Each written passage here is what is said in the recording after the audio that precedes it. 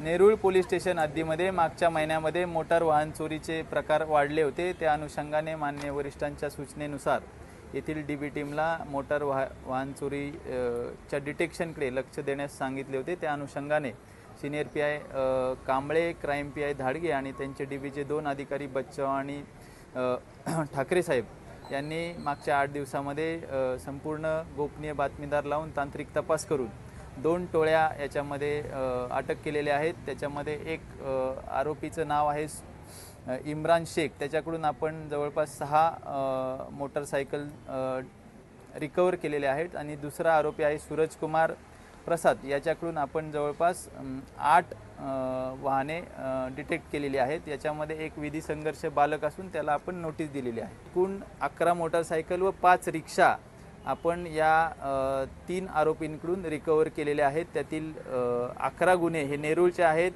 2 गुन्हे कामोट्याचे आहेत व खारघर, कळंबोली आणि तळोजाचा प्रत्येकी 1 गुन्हा।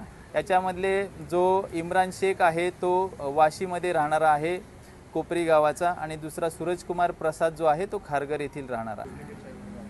त्याच्यामध्ये प्रत्येक गाडीची कंडिशननुसार ते वेगवेगळ्या नेहमीच कृत्या वापरत असतात। कुणाच्याकडे डुप्लिकेट चावीचा वापर करतात, कुठे ते इग्निशन तोडून त्या ठिकाणी त्याचा वापर करत असतात। वेगवेगळ्या ठिकाणी वेगवेगळी पद्धत वापरत असतात। त्यामध्ये आपण हिस्ट्री बघितली असता यांचा कुठलाही पूर्व इतिहास नाही आहे।